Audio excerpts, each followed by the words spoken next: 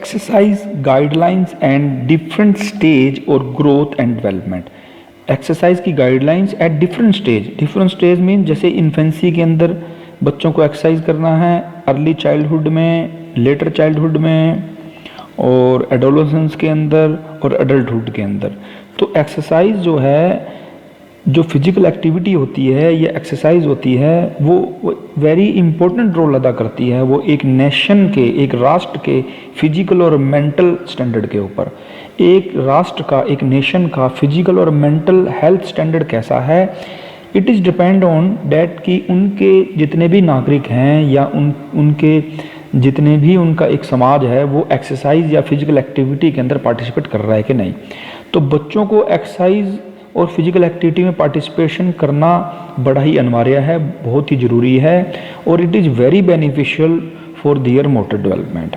तो जिस प्रकार अगर हम बच्चों को एक्सरसाइज और फिजिकल एक्टिविटी में ज़्यादा से ज़्यादा मौका देते हैं पार्टिसिपेट करने का, तो उन बच्चों का self confidence, self perceptions, self esteem, उनका खुद का जो मूड है या स्लीप क्वालिटी है वो इनकी इंक्रीज़ होती है। बहुत से बच्चों के अंदर हम ये प्रॉब्लम देखते हैं कि बच्चों का मूड बहुत जल्दी स्विंग होता है, इवन तक कि वो टीनेजर के अंदर भी है तब भी उनका मूड स्विंग होता है। ये थोड़ा बहुत नेचुरल भी होता है बिकॉज वो एक ग्रोइंग एज में, बट ज़्यादातर हम ये देखते हैं कि बच्चा एक्सरसाइज नहीं करता है तो उसका किसी भी जगह पर किसी भी काम के अंदर ज़्यादा देर तक उसकी कंसंट्रेशन पावर नहीं बन पाती है। और इन सभी का कारण ये है कि बच्चा जो है वो एक्सरसाइज नहीं कर रहा है, उसकी मोटर डेवलपमेंट सही तरीके से नहीं हो रही है। तो इन्फेंसी चिल्ड्रन से लेकर के एडोलेसेंस तक, टीन एज जो स्टूडेंट बोलते हैं, जिनको हम चिल्ड्रंस बोलते हैं, वहाँ तक मोटर डेवलपमेंट का एक जो ग्रोइंग पीरियड है वो बड़ा ही रैपिडली रहता है। तो बड़ा ज़रूरी है कि इन बच्चों को एक्सरसाइज और फिजिकल एक्टिविटी के अंदर हम ज़्यादा से ज़्यादा मौका दें पार्टिसिपेट करने का। और अगर हम इन बच्चों को अपॉर्चुनिटी प्रदान करते हैं तो इनके अंदर जो एक डिप्रेशन है, एक स्ट्रेस है, एंग्जाइटी है, जो आजकल हम देख रहे हैं बच्चों में, ये सभी चीज़ें कम हो जाएंगी, और कम ही नहीं हो जाएंगी बल्कि समाप्त हो जाएंगी। बिकॉज ज़्यादातर हम ये देख रहे हैं हमारे समाज में कि बच्चे स्टडी की तरफ ही जो है बहुत अपना 100% जो इन्वॉल्वमेंट दिखा रहे हैं, और गेम एंड स्पोर्ट्स को तो अदरवाइज लिया हुआ है। तो इट इज़ वेरी इंपॉर्टेंट कि हम बच्चों को गेम एंड स्पोर्ट्स में पार्टिसिपेट कराएं। हारना और जीतना जो है वो कोई बड़ी बात नहीं है, बड़ी बात होती है गेम एंड स्पोर्ट्स में, एक्सरसाइज में पार्टिसिपेट करना। और ज़्यादातर हम स्टडी में बच्चों को इतना एक कम्पिटिटिव या इतना एक कम्पीट इन्वायरमेंट जो है हम दे रहे हैं, एक प्रतियोगिता का इन्वायरमेंट जो है वो प्रदान कर रहे हैं, जिसमें पेरेंट्स भी इन्वॉल्व हो गए हैं। बच्चा तो पहले से इन्वॉल्व है, पेरेंट्स भी उसकी प्रतियोगिता में इस कदर इन्वॉल्व हो गया है कि बच्चे का फेल होना तो एक बहुत बड़ी इशू बन गया है, बल्कि उसका परसेंटेज कमाना भी एक इशू बन गया है, एक कारण बन गया है उस बच्चे का जो है वो मोटर डेवलपमेंट के अंदर बाधा उत्पन्न करने के लिए। मीन्स कि उसकी डेवलपमेंट के अंदर रुकावट आ गई है। और ये चीज़ें हमें जब तक वो ग्रो कर रहा है तो हम इसको ऑब्जर्व नहीं कर पा रहे हैं, और जब बच्चा बड़ा हो जाता है, अपने प्रोफेशनल लाइफ में जाता है, तो उसे ये सब चीज़ें झेलनी पड़ती है। तो बड़ा ही ज़रूरी है कि कौन सी एज के अंदर बच्चे का क्या बिहेवियर होता है, उसको एक्सरसाइज और उसको गेम एंड स्पोर्ट्स में पार्टिसिपेट करवाना चाहिए, ये चीज़ें ऑब्जर्व करना बड़ा ज़रूरी है। तो सबसे पहले है इन्फेंसी 1 to 2 ईयर्स। इन्फेंसी मैंने शिशु अवस्था, 1 से 2 साल तक की अवस्था होती है, और इस अवस्था के अंदर ग्रोथ और डेवलपमेंट, फिजिकल एक्टिविटी और exercise should be increased. Growth development activity of exercise should be performed. Exercise to develop head control, sitting, जो बच्चे का जो एक सिर का यानी कि हेड का कंट्रोल है और किस प्रकार उसने बैठना है, ये चीज़ें जो हैं उसे सिखानी चाहिए, उसे इस चीज़ में इंक्रीज करना चाहिए। Infant should be induced in सब exercise such as the moving arm, leg and reaching to various object. In fact should be provide object toys and game that increase them to move and do things for themselves, कि वो अपने आप उनको इस प्रकार के खिलौने जो सेफ हों प्रोवाइड करवाने चाहिए ताकि उनकी जो एक जो ग्रोथ और डेवलपमेंट है वो सही तरीके से हो और वो अपने आप उसे जो है वो कर सकें। They should be provided with safe environment for performing this activity और exercise. Watching TV and other electronic media should be avoided by the infant. तो बच्चों को 1 से 2 साल तक के बच्चों को, जिनको कि हम इन्फेंट्स बोलते हैं या शिशु अवस्था होती है ये, इनमें हमें बच्चे का जो एक ग्रोस मोटर एक्टिविटी को डेवलप करना चाहिए। मीन्स की बड़ी मांसपेशियां और बड़ी बोन्स की एक्टिविटी को, मूवमेंट्स को डेवलप करना है और उनको इस प्रकार के टॉयज और इस प्रकार की गेम्स जो हैं वो प्रोवाइड करवानी है जिसमें वो अपने आप को इन्वॉल्व कर सकें, अपने हेड को कंट्रोल कर सकें, अपने बैठने को, खड़े होने को, या जो है वो किस प्रकार वो घुटनों के बल चलते हैं, इस प्रकार जो है उनकी इन्वॉल्वमेंट ज़्यादा होनी चाहिए। पहले क्या होता था, पहले बच्चे जो हैं वो मिट्टी में खेलते रहते थे, कुछ आकृतियाँ, कुछ पिक्चर्स बनाते रहते थे उंगलियों से, या कुछ पत्थर इकट्ठा करते रहते थे। These all are very important because ये क्या चीज़ें थी, सभी ये सभी जो हैं ये एक रीजनिंग थी। बच्चा अपना फिजिकल यानी कि वो अपने पैर और हाथ जो है वो चला रहा है और कुछ आकृतियाँ बना रहा है या पत्थर इकट्ठे कर रहा है या कागज इकट्ठे कर रहा है, और उससे बच्चे का जो एक मेंटल स्टैंडर्ड है, जो एक बच्चे का जो सोचने का तरीका है वो बढ़ रहा है, एक रीजनिंग बढ़ रही है। वो एक तरीके से बच्चा उस चीज़ में कुछ घर बना रहा है, वो एक इमेजिनेशन कर रहा है। वो उस इमेजिनेशंस को हमें रोकना नहीं चाहिए, उस जो फिजिकली जिसमें वो इन्वॉल्व है, और इस प्रकार बच्चे का ग्रोथ डेवलपमेंट की तरफ इस वक्त ध्यान देना चाहिए। अब अर्ली चाइल्डहुड जो कि 3 से 7 साल तक की होती है, यानी कि 3 to 7 year, during this stage the growth and development such exercise और physical activity should be increased which help in developing the competence in movement, skill, throwing, jumping, catching or kicking the ball. Enhancing should be let down on the participating and not on competition. जैसे कि मैंने आपको पहले बताया कि competition पे बच्चों की ओर ज़्यादा से ज़्यादा नहीं आपने स्ट्रेस डालना है। अर्ली चाइल्डहुड के अंदर बच्चों की स्किल को डेवलप करना है। बच्चों को चाहिए कि वो उनको ज़्यादा से ज़्यादा स्किल सिखाएं और उनको इंक्रीज़ करें गेम एंड स्पोर्ट्स खेलने के लिए, और स्पेशली जो है वो कुछ मूवमेंट स्किल्स को जो है वो प्रेफरेंस देने चाहिए, जैसे कि थ्रोइंग करना, जंपिंग करना, कैचिंग करना, बॉल को किक लगाना एक्सेट्रा। और इस एज के अंदर जो है वो फाइन मोटर डेवलपमेंट की एक्टिविटीज़ को इम्प्रूव करना है, जैसे कि बॉल को कैसे कैच करना है, कैसे थ्रो करना है, कैसे कोई चीज़ को होल्ड करना है, किसी भी चीज़ को पकड़ना है। तो ये इस एज में फाइन मोटर डेवलपमेंट, जो हाथों और पैरों से जो मूवमेंट्स होती है उसकी तरफ ज़्यादा से ज़्यादा ध्यान देना चाहिए। अब इस एज के अंदर जो अर्ली चाइल्डहुड होती है 3 से 7 साल तक की, इस एज के अंदर हमें बच्चों को कुछ structure as well as unstructured physical activity should also be perform daily for at least 60 minutes by children during this stage of growth. इस स्टेज के अंदर जो बच्चे हैं उनको कुछ स्ट्रक्चर और अनस्ट्रक्चर्ड एक्टिविटी भी उनको देनी चाहिए। जैसे मैंने आपको पहले बताया कि ये रीजनिंग बच्चे की बढ़ाती है, तार्किक शक्ति जो है बच्चे की बढ़ती है, और इमेजिनेशन पावर बढ़ने से उसके अंदर रीजनिंग अपने आप ही बढ़ेगी। और इस एज में हमें उनको एक सेफ इन्वायरमेंट प्रोवाइड करवाना है, और साथ में कुछ इस प्रकार की एक्टिविटी हो जिनके अंदर बच्चे ज़्यादा से ज़्यादा रिक्रिएट हो, एंजॉयबल मेथड जो है वो अप्लाई करना है। रिक्रिएट में बच्चों को मनोरंजन मिले ज़्यादा से ज़्यादा, एंजॉय का मतलब बच्चों को खुशी मिले ज़्यादा से ज़्यादा। तो और ज़्यादा से ज़्यादा हमें इस उम्र के अंदर बच्चों को सेफ इन्वायरमेंट प्रोवाइड करवाना बड़ा ज़रूरी है। और अब इस एज में हमें बच्चों को कोई 1 या 2 घंटा जो है टीवी के प्रोग्राम देखने के लिए भी अलाउ करना पड़ता है, ताकि बच्चे जो हैं उस चीज़ को समझें, देखें और कुछ सीखें। अच्छे जो है वो चीज़ें जो हैं टीवी में देखें, ताकि बच्चे जो हैं वही चीज़ें आगे सीखें। तो उसके बाद जो है आती है लेटर चाइल्डहुड, जो कि 8 से 12 साल तक की है, और इसके बाद टीनेज शुरू हो जाती है। तो लेटर चाइल्डहुड जो है वो 8 to 12 ईयर्स की होती है, और इस एज के अंदर बच्चे की डेवलपमेंट जो है वो स्टंट करने की, throwing, jumping, catching, running etcetera करने की जो है वो एक्टिविटी वो ज़्यादा करता है, so that they can acquire body control, strength and coordination. तो बॉडी का कंट्रोल करना, अपनी बॉडी की शक्ति बढ़ाना, और तालमेल यानी कि कोऑर्डिनेशन बनाना इस उम्र के अंदर बड़ा ज़रूरी है, क्योंकि इसमें मसल्स थोड़ी बहुत डेवलप हो जाती है, तो ये एक्टिविटी वो कर सकते हैं। However activity related to endurance should be avoided. Endurance की एक्टिविटी जहाँ तक की होती है उसको अवॉइडेड करना चाहिए। जो स्टेमिना से रिलेटेड होती है उसमें ज़्यादा मतलब उसको इम्प्रूव तो करना है, बट बहुत ज़्यादा उसके ऊपर ध्यान नहीं देना है। Stress should also be laid down on organise और team games which aim to develop social consciousness in them.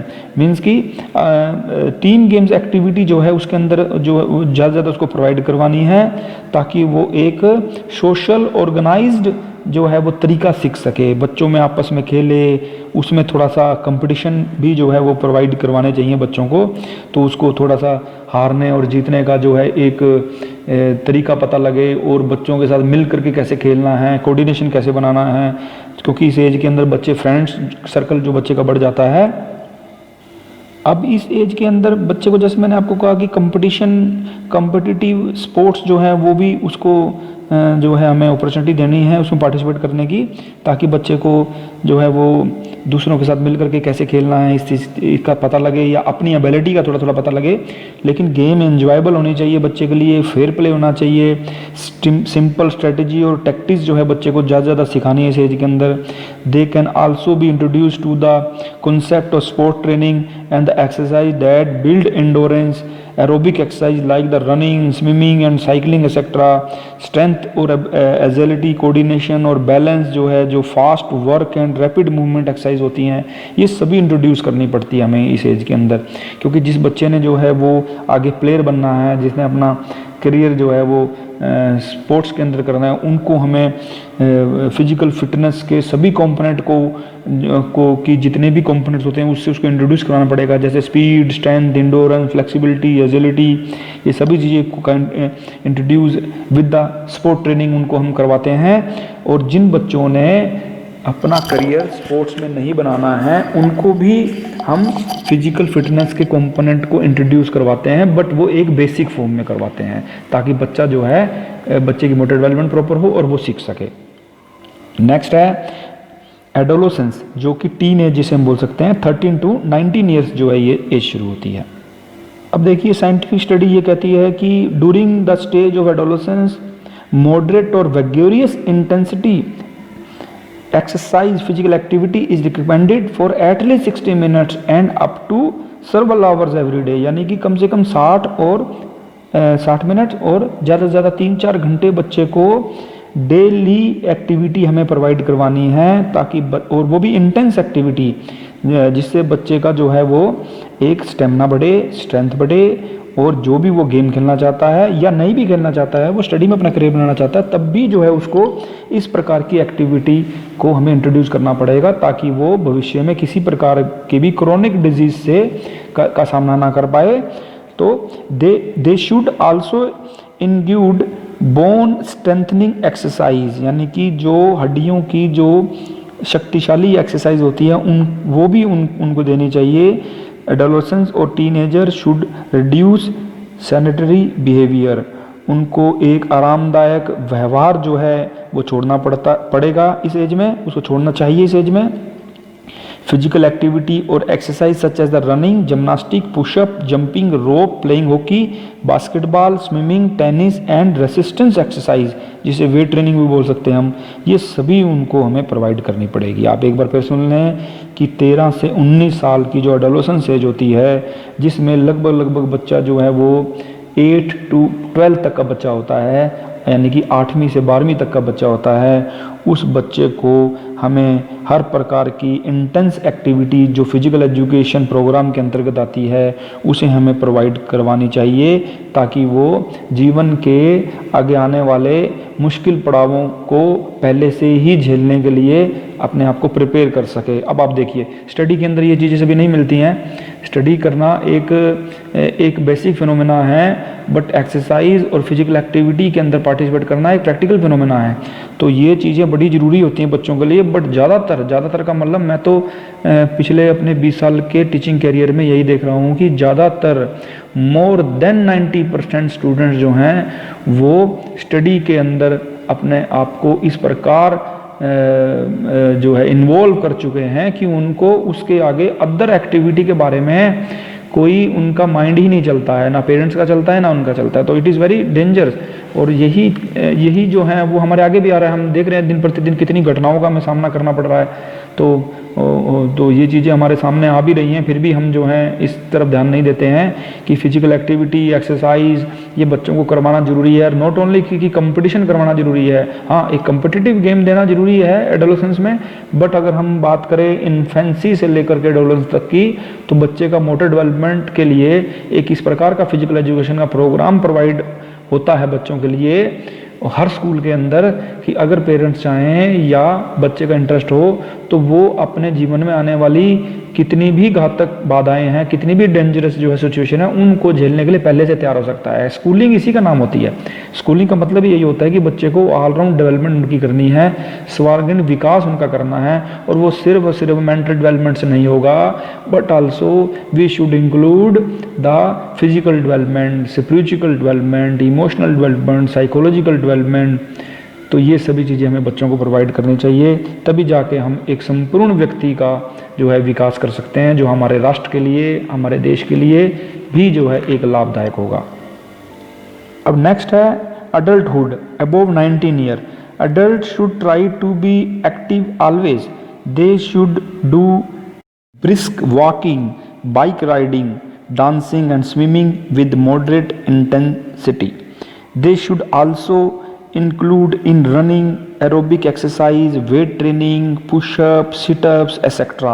For muscle strengthening, they should minimize the amount of time spent being sedentary, यानी कि आरामदायक जीवन से उन्हें ज़्यादातर दूर रहना चाहिए। अडल्ट्स को मीन्स कि जो 19 साल से ऊपर हैं उनको ज़्यादा से ज़्यादा अपने आप को इंक्लूड करना है, किसमें, रनिंग में, एरोबिक एक्सरसाइज में, वेट ट्रेनिंग के, पुशअप में, सिटअप्स में, मसल स्ट्रेंथनिंग एक्सरसाइज में।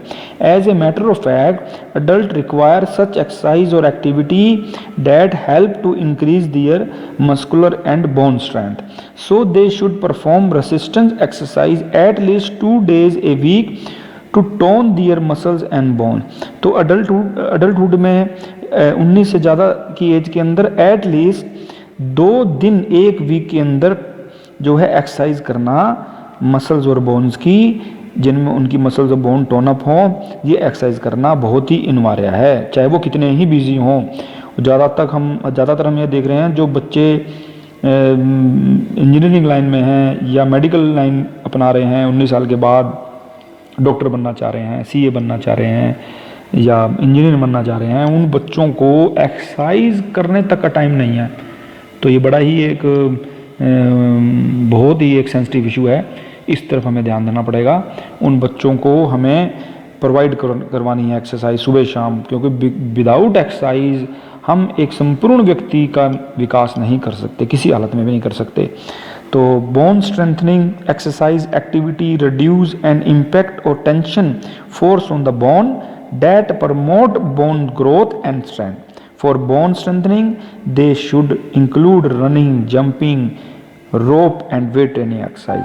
तो क्योंकि बच्चा जो है वो वयस्क हो चुका है, 18 साल से ऊपर हो चुका है या 19 साल से ऊपर हो चुका है, तो उस बच्चे को हमें इंटेंस एक्सरसाइज प्रोवाइड करवानी है, जिसके अंदर वेट ट्रेनिंग भी इंक्लूड है, जंपिंग, रनिंग और सभी इंटेंस एक्सरसाइज। इंटेंस एक्सरसाइज में कुछ ऐसी एक्सरसाइज जिससे उनकी मसल और बोन स्ट्रेंथनिंग जो है वो डेवलप हो। तो ये तो सभी थे कि डिफरेंट एज ग्रुप के अंदर गाइडलाइंस थी एक्सरसाइज की कि कैसे करनी है और क्यों करनी है, बड़ी ज़रूरी है करनी। जैसे मैंने आपको इन्फेंस के अंदर बताया, शिशु अवस्था में, अर्ली चाइल्डहुड के अंदर, लेट चाइल्डहुड के अंदर और एडोलेसेंस के अंदर, जहाँ तक कि बच्चा स्कूल में होता है, उसके बाद जब एडल्टहुड यानी कि 19 साल से ऊपर।